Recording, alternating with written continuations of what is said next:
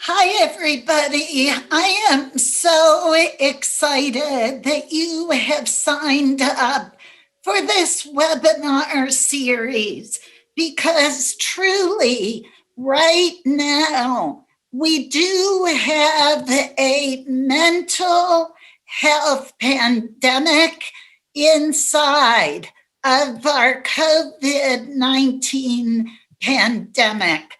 So today, I'm going to be making a big case with evidence on why we need to continue to ramp up student, faculty, and staff wellness at Ohio State. This series is going to give you wonderful tips on how you can integrate wellness, even just a little bit, into your classes, into your curricula.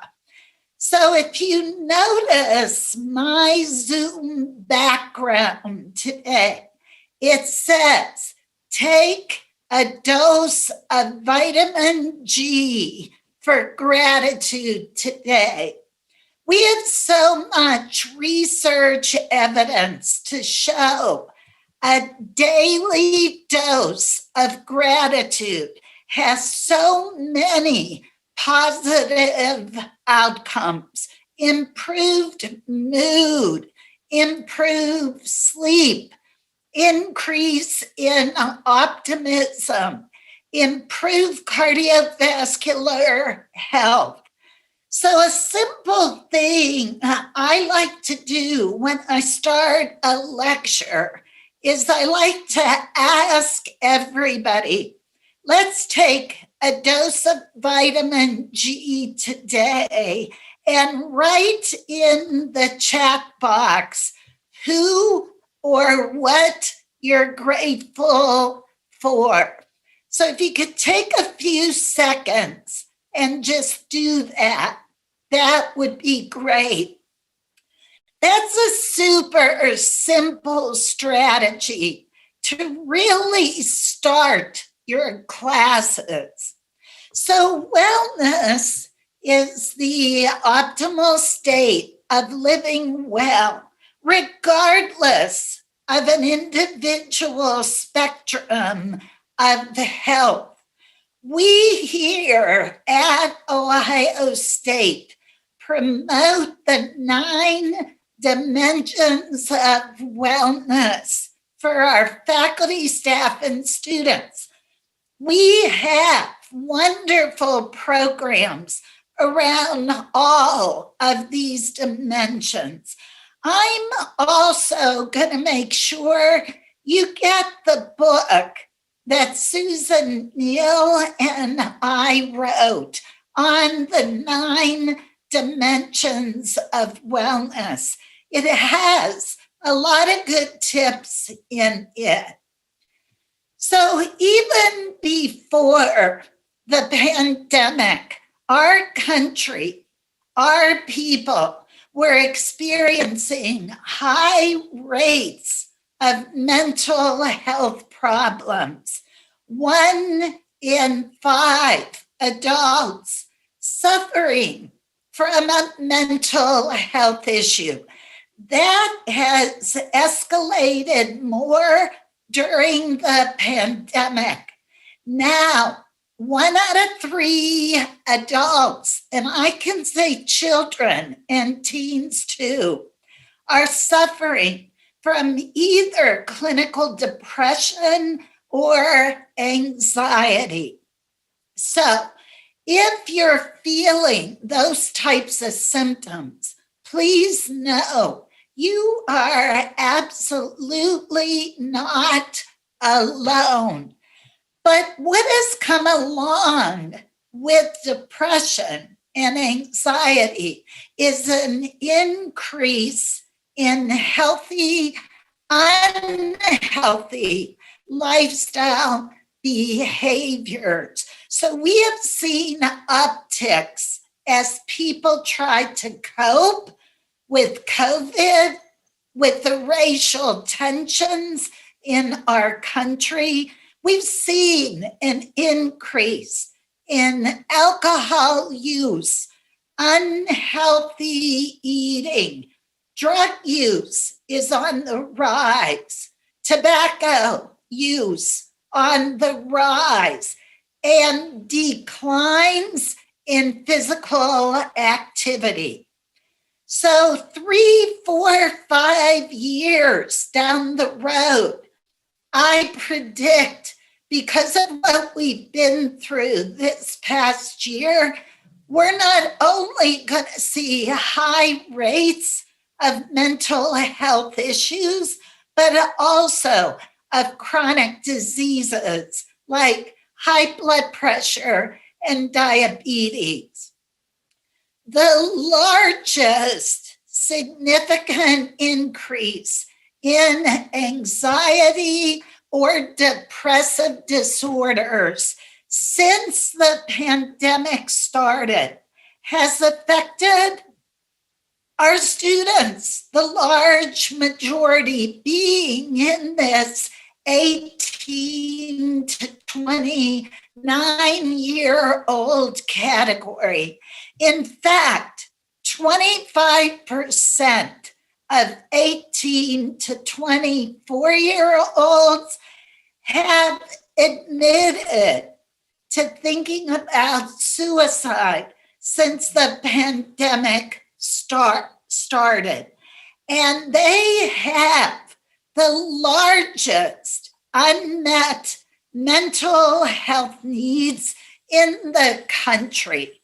Here's another study that was done during the pandemic that showed 43% of these 18 to 30-year-olds had elevated depressive symptoms.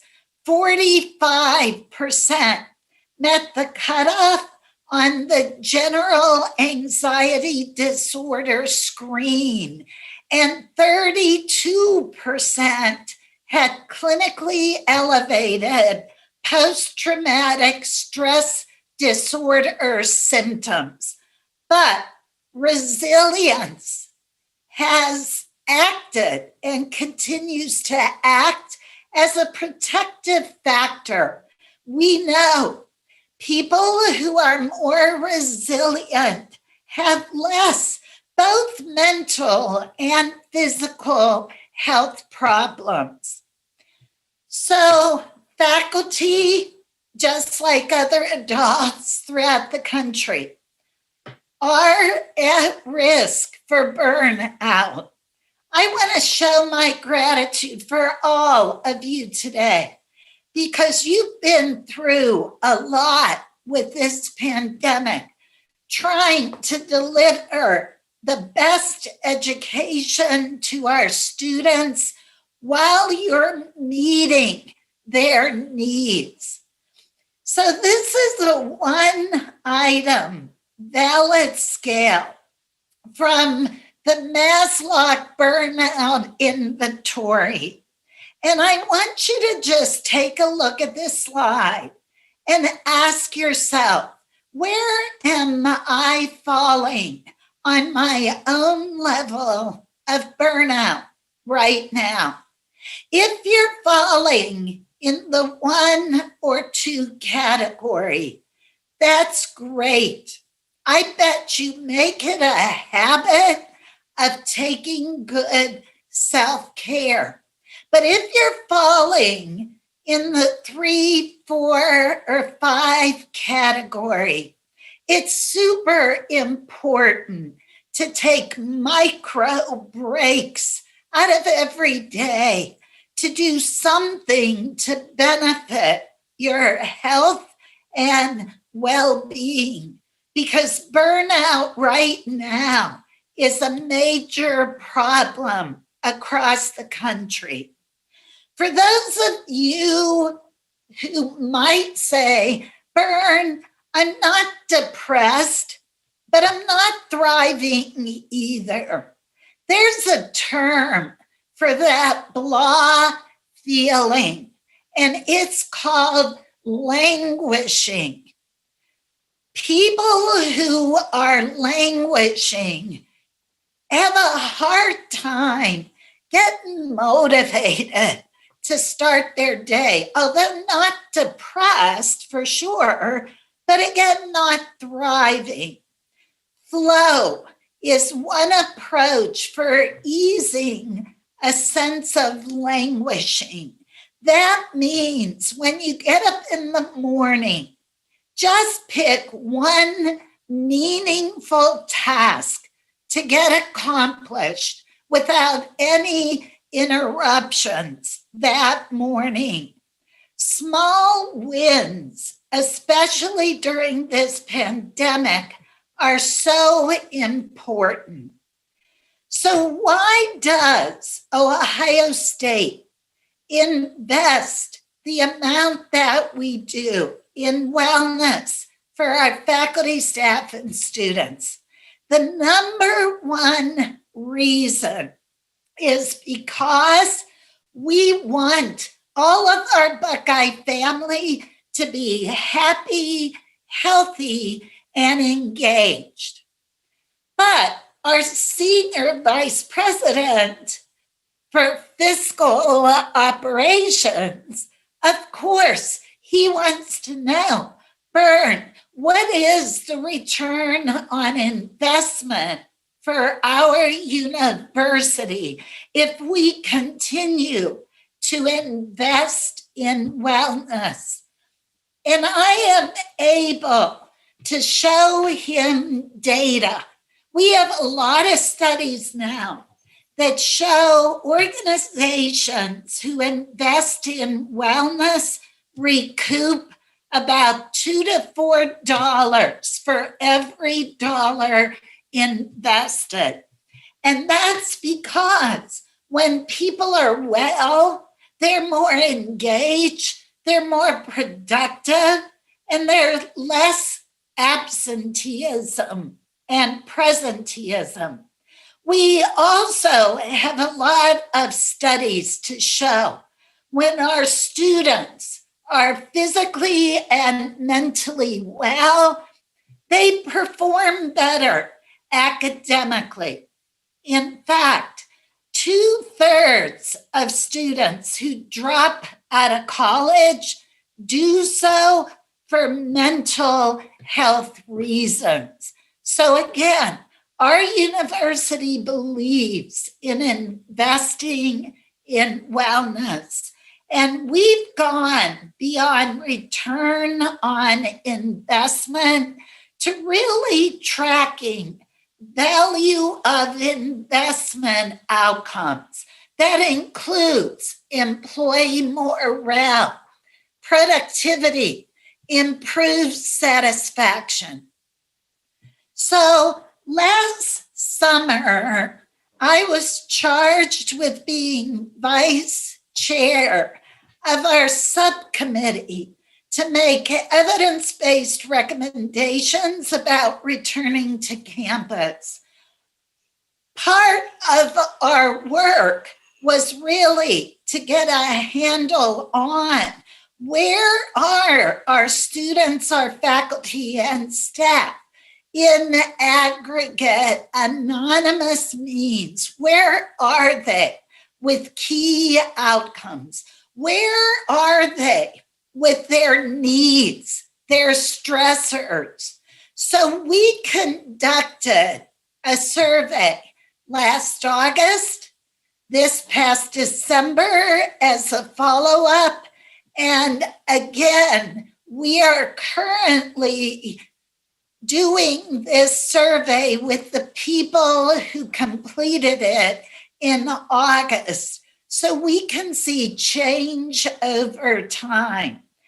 We picked a random sample of faculty, staff, and students across all campuses and program levels at Ohio State so that we could generalize our findings to the whole Ohio State population.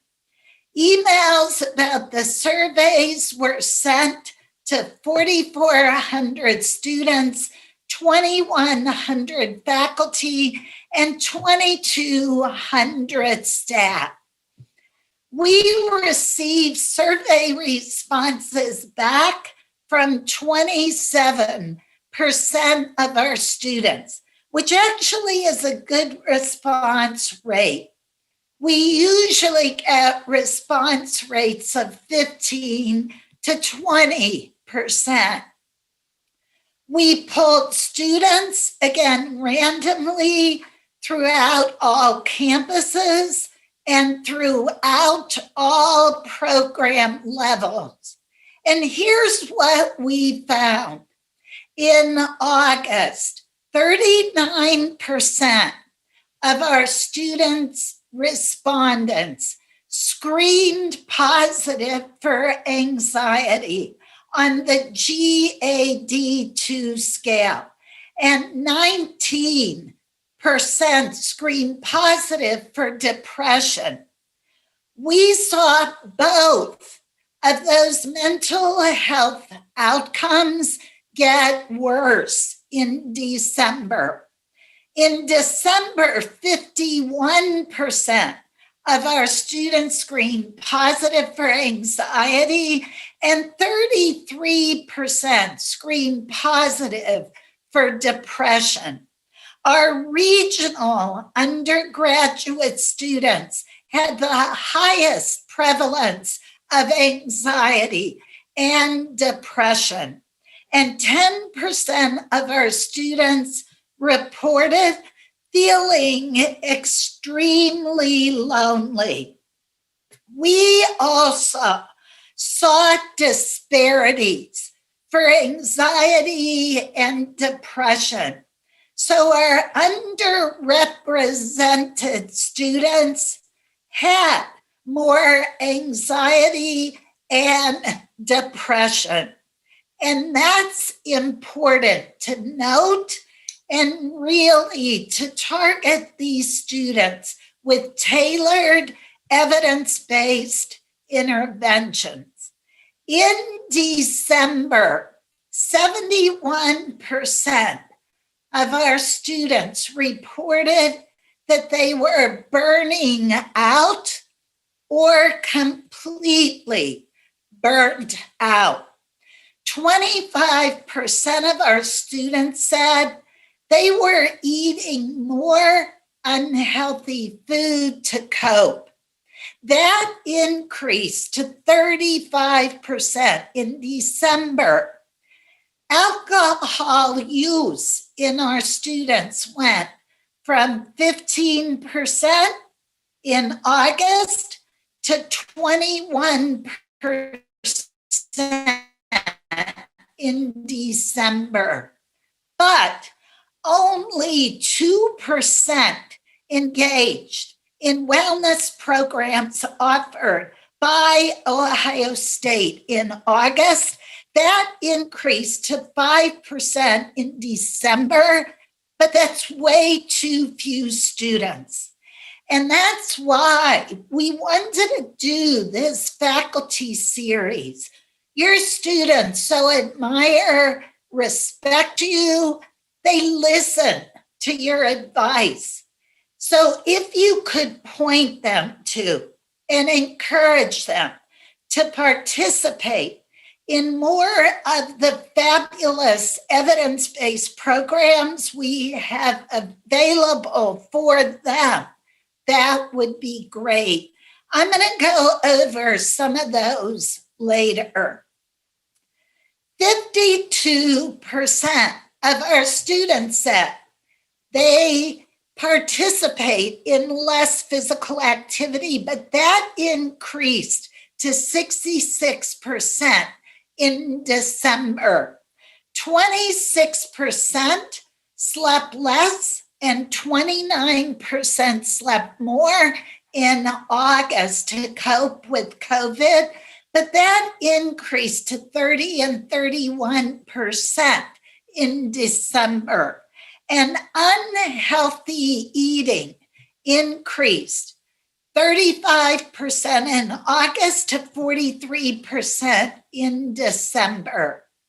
However, those students who had higher levels of anxiety and depression, they increased their use of tobacco, vaping products, increased use of alcohol. They did have more sessions with a mental health counselor, so that was good. They were seeking those out. They were eating more or increasing their consumption of unhealthy foods, and they increased sleep. But students with the lowest levels of depression and anxiety, they connected more with family and friends. So that connectivity is super important. And those students with better mental health outcomes, they increased their physical activity to cope with COVID. Now, I want to briefly show you some of the data we gathered on faculty and staff. By the way, our top leadership has all seen this data, and I presented all of this data at our university senate. So faculty and staff, we had a great response rate. 51 and 56% respectively answered this survey. The top three selected options were the same in August as in December. The greatest concern of faculty and staff were passing COVID on to their loved ones, personally getting COVID, and other members of our community who might not follow safety protocols. In August, 25% of our faculty and 29% of our staff screened positive for anxiety. In December, the good news is those figures decreased slightly, but still, a large percentage of our faculty and staff reporting that they have clinically significant symptoms of anxiety. In August, 7% of our faculty and 10% of staff screened positive for depression. In December, those rates increased a little bit to 9.4% and 11.3%. As we saw with our students, there were health disparities in that our underrepresented faculty and staff were reporting higher levels of depressive and anxiety symptoms.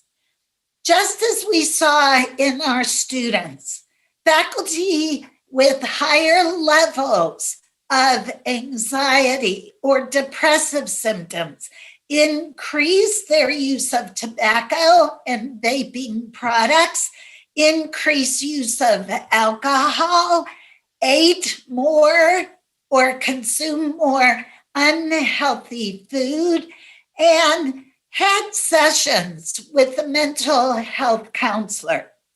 In December, almost 40% of our faculty and staff reported they were burning out or completely burnt out. So we'll see where people are now at the end of April. But again, this is top of mind for our university-wide wellness team that includes our Office of Student Life. And we are working very diligently together to increase access to programming, to teach people skills that are needed to handle mental health issues. Well, faculty reported the top 3 methods they were using to cope was connecting with family and friends, increased physical activity, and I was happy to see the 3rd highest, that's use of gratitude. Because again, gratitude practice is evidence-based and it's simple, it's brief, it's easy. So if we can get all of us and our students to practice just a little bit of daily gratitude, mood will improve and stress will decline some. At Ohio State, we use an evidence-based, multi-component approach to wellness. We target evidence-based interventions to individuals in the grassroots and small groups. We have a very heavy target on supervisors and managers, on top leadership, because leaders, supervisors, managers, faculty must walk the talk. That's really critical if we expect the people who work for us and our students to do so. We are also tackling system issues that need to be fixed. And very importantly, we have learned organizational wellness culture is so key. Having a wellness culture to make healthy behaviors the default, the norm in a system is so important.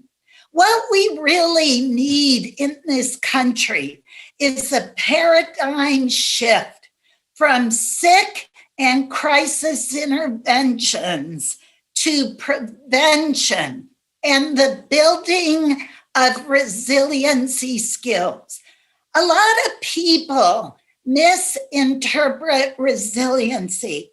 They'll say either you're born with it or not.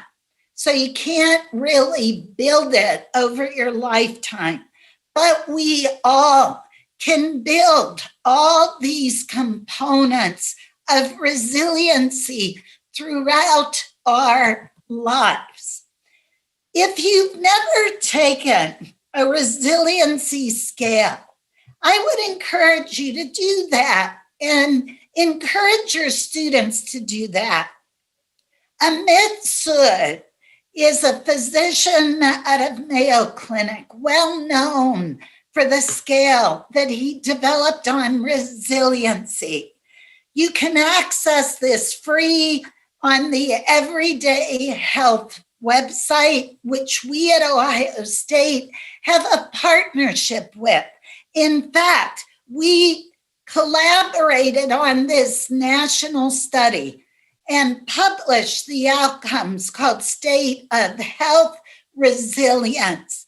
When you take this scale, what's really nice, it will tally your responses and tell you in which of those 9 areas that you're low on and what things you can do to improve. Well, a few months ago, I launched a mask on, mood up movement at Ohio State.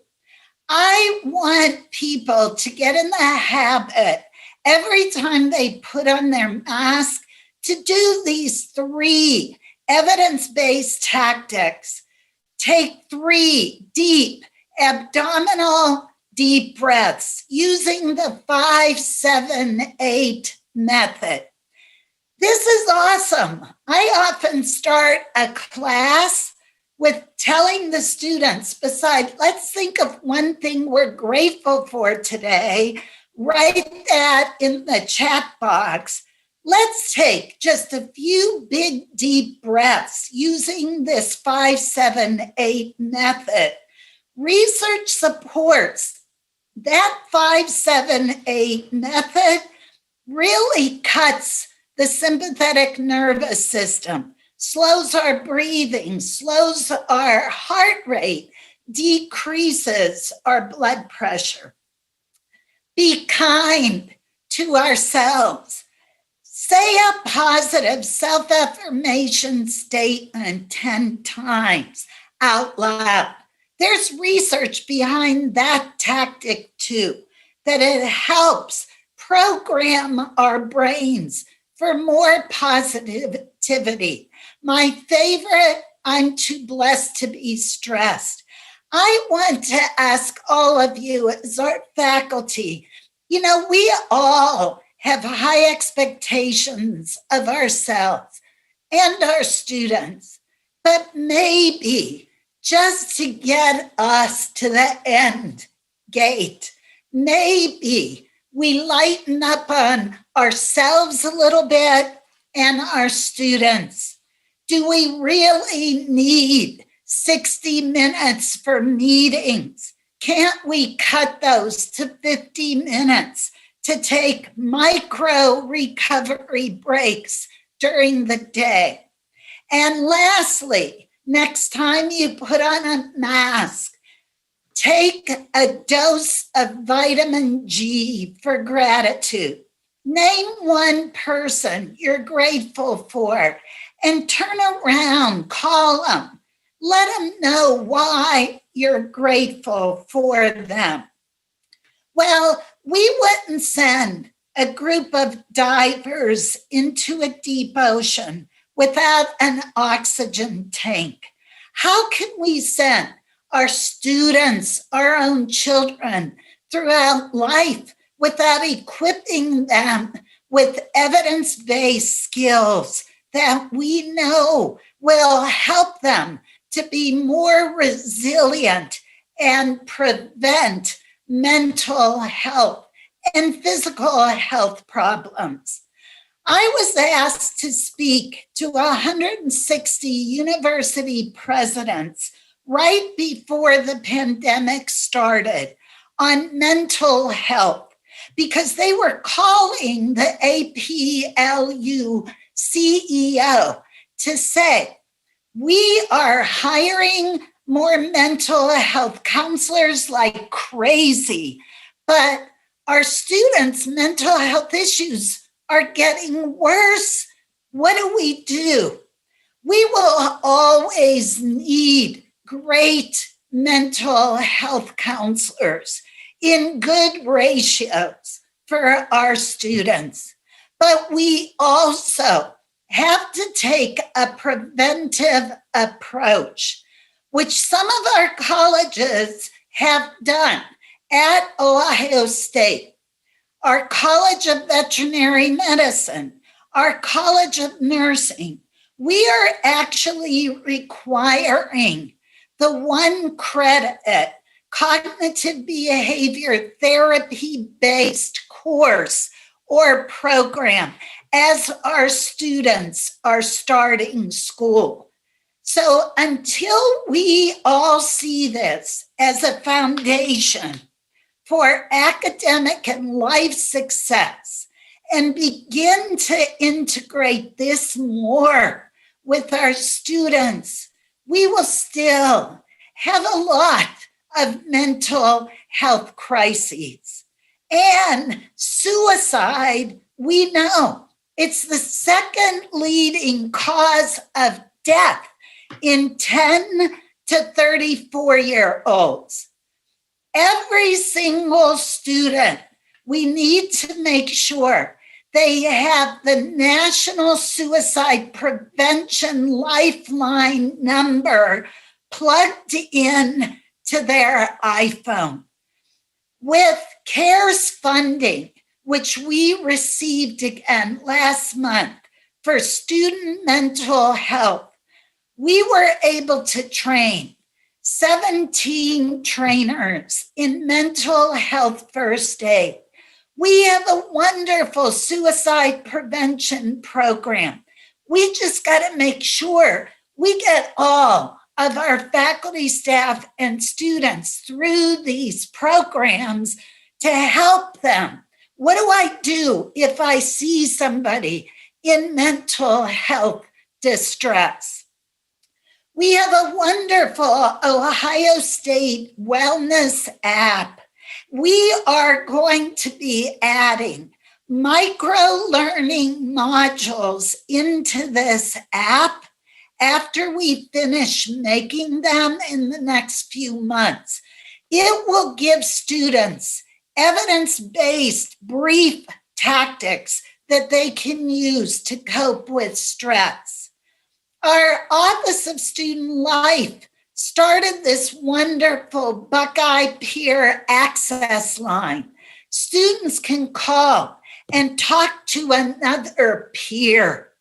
And that, for so many of them who are languishing or lonely, can make such a positive impact. Our Student Wellness Center has all of these available services. We just have to promote them more and get our students to engage in them more. Out of my College of Nursing with CARES funding, we have been able to launch a Telehealth Wellness Hub where our nurse practitioner students and nursing students take comprehensive health and well-being assessments, and they're able to divert students to the appropriate resources. We have another fabulous program for faculty, staff, and students called Health Athlete. This is a 7-week virtual series now that has been shown to have so many positive effects, including increased energy, improvements in healthy lifestyle behaviors, and decreases in stress and depression. For all of you participating in this faculty series, if you have not been through Health Athlete yet, I will give all of you access to it for free. It's a fabulous program. This MINDSTRONG program, we are diverting it all across the university, and it's actually being picked up by a lot of other universities throughout the country. This is an evidence-based program. Through 22 studies, we have shown it drops depression, anxiety, improves self-esteem, improves academic performance. We now have a 1-credit course. If students want to take it for credit or non-credit, they could do that. And I've listed the contact information. Dr. Jackie Hoying directs this program. I hope you all have participated in the Stay Calm and Well series. We're going to now progress to Stay Calm and Well 5. This has been a very successful Wellness Wednesday, 30-minute program with skills building. So it's more than just lecture. We ask people to put the content that they're learning into practice for the next week. Our evaluations show 95% of people say they practice what they've learned. We have wonderful other program services available at this central website, wellness.osu.edu. So I'm actually going to finish my talk today by focusing on your own health and well-being. Technically, cardiovascular disease is still the number one killer in America. But if we take into consideration all causes of death and disease in our country, it's our behaviors that are the number one killer. We have research to support me telling you, beware of your chair. If we sit for prolonged periods of time, even 3 hours of sitting a day increases our cardiac risk by 30%. So bottom line, stand more, sit less. Encourage your students to stand during parts of your lectures. Not only is it good for their physical health, but I am telling you, they will have more energy. They will pay attention better. They'll engage more if they stand more, move more, and sit less. Well, this is a real fitness facility in the state of California. A group of psychologists were interested in how many people during the course of a day, during a week, chose the stairs instead of the escalator to go work out at the gym. What they learned, 2 people a day only took the stairs. So if I could give everybody a simple, evidence-based recipe to cut your risk of chronic disease, this is all we need to do. 30 minutes, 5 days a week of exercise. Now you might say, Bern, you're out there. I could never do it. If I can do it, you can do it. If you cut your meetings from 60 minutes to 50 minutes, take 3 even meetings out of your day, shorten them, and give yourself 10 minutes to get up, move, do some jumping jacks, walk some stairs, even 11 minutes a day of physical activity improves cardiovascular health and longevity. 5 fruits and veggies a day. I do that in a NutriBullet at least 5 mornings a week. No smoking. And if you don't drink alcohol now, don't start. But if you do, limit it to 1 drink a day. The next question I get is, Bern, how big can that drink be? And I tell everybody, not the size of the alcoholic beverages we get in Vegas. Self-care is not selfish. It is necessary for us to do a really good job, for us to take good care of our students, of our families. If we don't take the time now to do some good self-care, we will need to take the time for chronic disease later. 1 out of 2 people in our country have a chronic disease, yet 80% of chronic disease is totally preventable with the behaviors that I just showed you. You can't keep pouring from an empty cup. So please take today, let it be your January 1. You don't have to wait till next January to make a New Year's resolution. Write it down. I, Bernadette Melnyk, will increase my physical activity or practice stress reduction. 10 minutes twice a week. I'm going to increase that to 15 minutes. It takes 30 to 60 days of consistent practice to form a new habit, or to break one? Well, I'm going to finish by saying I do good self-care for my family. I was 15 years of age, home alone with my mom when she sneezed and stroked out and died right in front of me.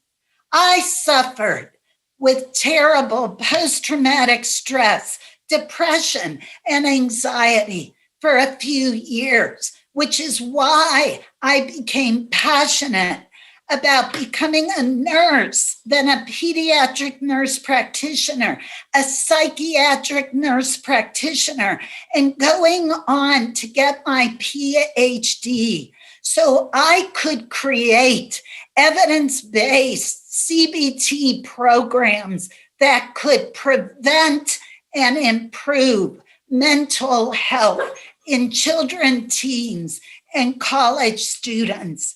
The saddest part of my mom's story, she had a history of headaches for over a year.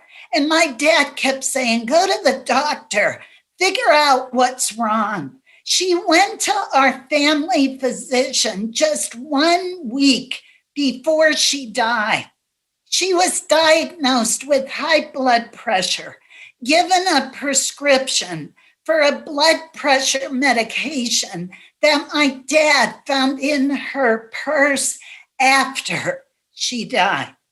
I think now you can see why I'm so passionate about prevention and being Ohio State's Chief Wellness Officer, so I could inspire, motivate, and provide access to programming and resources to improve people's physical and mental health. I didn't have a mom to see me graduate from high school, college, go on to have this beautiful family. So when I don't feel like making healthy choices, I put my 3 daughters, my 2 little grandsons in front of me. I do it for them. Who is going to be your motivator to do something just a little bit more on your self-care? And if I couldn't motivate you enough, this little girl will. Do it! Just do it! Don't let your dreams be dreams. Yesterday you said tomorrow. So just do it! Make your dreams come true. Just do it! Some people dream of success, and you're going to wake up and we're going to work hard at it. Nothing is impossible. You should get to a point where anyone else will quit. And you're not going to stop there. No, what are you waiting for? Just do it. Just do it. Yes, you can. Just do it. I just love that clip. So the next in the series, other faculty are going to be coming in and really starting to give you more strategy about and tips how you can incorporate this wellness piece more in your classrooms, in your curricula. So with that, I'm happy to stay on a few minutes with anybody who would like to ask any questions.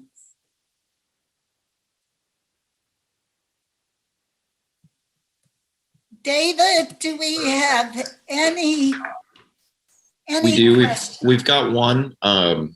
Just asking if it would be possible to share a wellness page that includes all the resources with brief descriptions that we can include in our Carmen courses.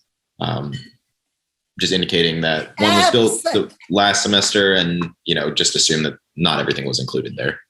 Yeah, we'll make sure we do that. And everybody should get a PDF of my presentation today, too. Great. Okay. Any other questions, anyone? Please feel free to throw them in the Q&A. If not, we will let you go. Okay, great, everybody. Well, thank you so much for all that you are doing. You and everything you do is greatly appreciated. Best wishes and stay well.